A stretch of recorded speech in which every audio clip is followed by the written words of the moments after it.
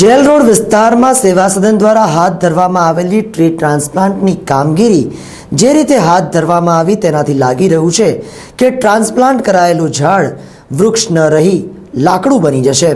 વડોદરા મહાનગર સેવા સદન દ્વારા હાલમાં જેલ રોડને પહોળો કરવાની કામગીરી ચાલી રહી છે, જે અંતર્ગત એસએસજી હોસ્પિટલ અને પોલીસ ભવન સહિત તમામ સરકારી મિલકતોની કમ્પાઉન્ડ વોલ ખસેડી નાખવામાં આવી છે, પરંતુ દાયકાઓ જૂના વૃક્ષો હજુ ત્યાં જ છે। તેમના ટ્રાન્સપ્લાન્ટની એટલે કે તેમને ખસેડવાની કામગીરી આજરોજ સેવા સદન તંત્ર દ્વારા હાથ ધરવામાં આવી હતી અને સેવા સદનના યોદ્ધાઓ બુઠ્ઠી તલવારો લઈ મેદાનમાં ઉતર્યા હતા।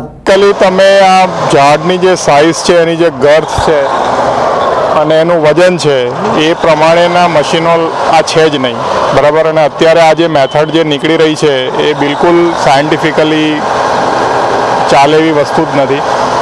કોન શેપના મશીન આવે છે કે જે ઝાડને આખા રૂટમાંથી ઉખાડીને બીજે લગાડે, બરાબર।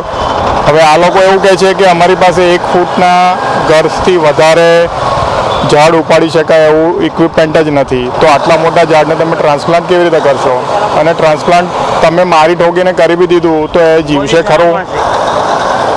એ જીવશે બી ખરું? એટલે હું નથી માનતો કે આ જે મેથોડોલોજી તમે અપનાવી રહ્યા છો એ સાયન્ટિફિકલી કરેક્ટ છે। આ એક ખાલી બધાનો ઉહાપો શાંત કરવા માટે કે અમે ટ્રાન્સપ્લાન્ટ કર્યા, કારણ કે આ બધું શમી જશે પછી કોઈ જઈને જોવા જવાનું છે કે આ તમે આ ઝાડ જે ઉખાડીને બીજે ટ્રાન્સપ્લાન્ટ કર્યા જીવ્યા કે નથી જીવ્યા, કે ફરી ફૂટ્યા કે નથી ફૂટ્યા। એટલે મને તો આ બધું બિલકુલ યોગ્ય નથી લાગતું અને ટેકનિકલી અને સાયન્ટિફિકલી બંને રીતે આ વસ્તુ રોંગ છે। સેવા સદન દ્વારા એટલા જે મોંઘા મશીનો લાવીને જે કામગીરી કરવામાં આવે છે, મોંઘા મશીન ક્યાં છે? આ તો દેશી પેલો ક્રેન લગાડ્યો છે અને ઝાડને કાપી નાખ્યું છે અને તમે એને ઉપરથી ખેંચીને તો ઉપરથી આવી રીતે ખેંચો તો મૂળિયા તૂટી ના જાય, તમારે એને રૂટમાંથી કાઢવાના હોય। એના કોન શેપના સ્પેશિયલ મશીન આવે છે કે જે ઊંડે સુધી જઈને મૂળિયા સાથે બહાર લાવે, એવું તો થવાનું નથી। એટલે એવું માની તેનો અર્થ શું છે? આ જે કામગીરી કરવામાં આવી રહી છે જે કોઈ કામ જ નહીં લાગે, ના પૈસાનો બગાડ છે। ટ્રી ટ્રાન્સપ્લાન્ટ માટે ખાસ પ્રકારનું સ્કૂપિંગ મશીન આવે છે, જે આપ અત્યારે આપના ટીવી સ્ક્રીન પર જોઈ રહ્યા છો, પરંતુ આ પ્રકારના મશીન ઓછો વ્યાસ ધરાવતા થડ ધરાવતા વૃક્ષ માટે અને નાના વૃક્ષો માટે કાર્ય કરે છે, જ્યારે વિશાળ વૃક્ષોને ટ્રાન્સપ્લાન્ટ કરવા માટે ખાસ પદ્ધતિથી કામગીરી કરવામાં આવે છે। પરંતુ સેવા સદનના ધુરંધરો માત્ર એક જેસીબી અને એક ક્રેનની મદદથી વર્ષો જૂના વૃક્ષને ખસેડવા મથતા હતા। વૃક્ષની તમામ ડાળીઓ કાપી નાખવામાં આવી છે। આ રીતે ટ્રાન્સપ્લાન્ટ કરવા જતાં મૂળ પણ કપાઈ ગયા છે, ત્યારે પ્રશ્ન થાય કે નવી જગ્યાએ આ વૃક્ષ ચોંટશે ખરું? ભર ઉનાળે કરાયેલ આ ટ્રાન્સપ્લાન્ટથી વૃક્ષને નવી કૂપળો ફૂટશે ખરી? કે પછી ઘટાટોપ વૃક્ષને ઉહાપો ન થાય તે રીતે બેન્ચોમાં ધકેલી દેવાનું આ એક વ્યવસ્થિત ષડયંત્ર છે? એમાં પહેલાં તો ટ્રેન્ચ કરવામાં આવી, એટલે ચારે તરફ ગોળ માટી કાઢવામાં આવી ઊંડે સુધી, લગભગ 12-15 ફૂટ જેવું ઊંડું ખોદવામાં આવ્યું છે જેસીબીથી। પછી અમે ટ્રાય કર્યો તો એ નીકળ્યું નહીં, ત્યારે વૃક્ષ હાલતું નહોતું, એટલે પછી એને સોફ્ટ કરવા માટે સોઇલ ફરીથી પાણી નાખવામાં આવ્યું। 4 ટેન્કર એક હમણાં ઝાડ માટે લગાડેલા છે, લગભગ 40,000 લીટર જેટલું પાણી રેડ્યું છે। 3 દિવસથી આપણે પાણી રેડીએ છીએ અને હવે આ વૃક્ષ હમણાં હાલતું થયું છે।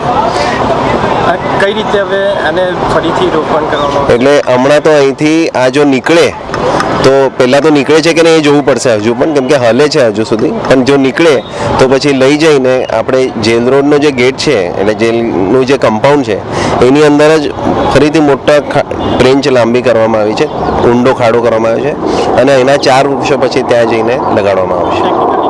જોવા જઈએ તો જે ક્રેન દ્વારા ઉચકવામાં આવી રહ્યું છે તે એકદમ હા, કેમ કે આટલું મોટું વૃક્ષ છે એટલે એનો તો કોઈ બીજો કોઈ આપણી પાસે ઉપાય નથી કે આટલા મોટા વૃક્ષ તમે જ્યારે કેરી કરો તો તમારે એવી રીતે શક્તિશાળી મશીનની જરૂર પડે જ, અને સિવાય કે આપણે કેમ કે ટ્રાન્સપ્લાન્ટ કરીએ છીએ એટલે એની બ્રાન્ચીસ એટલા માટે ઓછી કરવીને અને મૂળિયા સાથે બને તેટલા મૂળિયા સાથે આપણે ઉપાડીને ત્યાં લગાડવામાં આવે। કાઢવા માટેનું એક અલગ મશીન આવે છે, એ મશીનને અમે એટલે જે કેપેસિટી છે એ બહુ નાની પડે આપણા વૃક્ષ, કેમ કે આ વૃક્ષો બહુ જ જૂના છે. એટલે પેલું જે મશીન આપણે હંમેશા જોઈએ છે ને આજકાલ વોટ્સઅપ ઉપર એ બહુ જોવા મળે એવા બધા ક્લિપિંગ સાથે કે જે 3 જગ્યાએથી આખું સ્કૂપ કરે અને લઈ જાય, પણ એ વૃક્ષની છે ને સાઇઝ બહુ નાની હોય છે અને પામ જેવા વૃક્ષો એ શિફ્ટ કરવામાં ચાલે. પણ આપણે જે ડીલ કરી રહ્યા છીએ લગભગ 80-90 વર્ષ જૂના વૃક્ષો છે. કણજો આ વૃક્ષ છે જે અહીં 3 કણજાના મોટા વૃક્ષ છે. તો આવા વૃક્ષોની જે રૂટ સિસ્ટમ એ બહુ ડેપ્થમાં હોય એટલે પેલું સ્કૂપિંગ તમે 4.5-5 ફૂટ સુધી ઊંડું કરો ને તો નહીં ચાલે. ટેકનિકલની દ્રષ્ટિએ એક સિદ્ધાર્થ કરીને એક વ્યક્તિ હતા, એમણે અમારી સાથે આપણે જ વાત કરી. એમણે કીધું કે આ જે ઝાડ ઉચકવામાં આવશે તો વચ્ચેથી જ મૂળિયા તૂટી જશે અને આ ઝાડ કોઈ કામ નહીં લાગે. મૂળિયા તૂટી જશે એ ચોક્કસ વાત કહું કે કોઈ પણ ટ્રી ટ્રાન્સપ્લાન્ટેશનમાં મૂળિયા તો તૂટતા જ હોય છે કે તમે ગમે તેવી ટેકનિક વાપરો, આખા મૂળિયા તો આવવા ના શકે કેમ કે એટલું મોટું મશીન અવેલેબલ નથી. સ્કૂપિંગનું જે મશીન અવેલેબલ છે એ અમે જોયું તો એની ડેપ્થ એટલી આવતી નથી એટલે અહીં ચાલે જ નહીં એવું હતું. એટલે તમને જે ભાઈએ વાત કરી છે એ એમની વાત પણ યોગ્ય જ છે કે મૂળિયા તો તૂટતા હોય છે, આના પણ તૂટ્યા જ હશે અને આપણે સાઈડની જ્યારે ટ્રેન્જિંગ કરીએ ત્યારે પણ કપાય છે મૂળિયા ખાસા એવા. પણ આ તો સાવ વૃક્ષ હતું એ નહીં, એના કરતાં આપણે ક્યાંક બીજે ટ્રાન્સપ્લાન્ટ કરીને ફરીથી એને બીજું જીવનદાન આપવાનો પ્રયત્ન કર્યો. હા, હું માનું છું ચોક્કસ. મારું નામ doctor Jitendra Gawali, community science centre વડોદરાથી.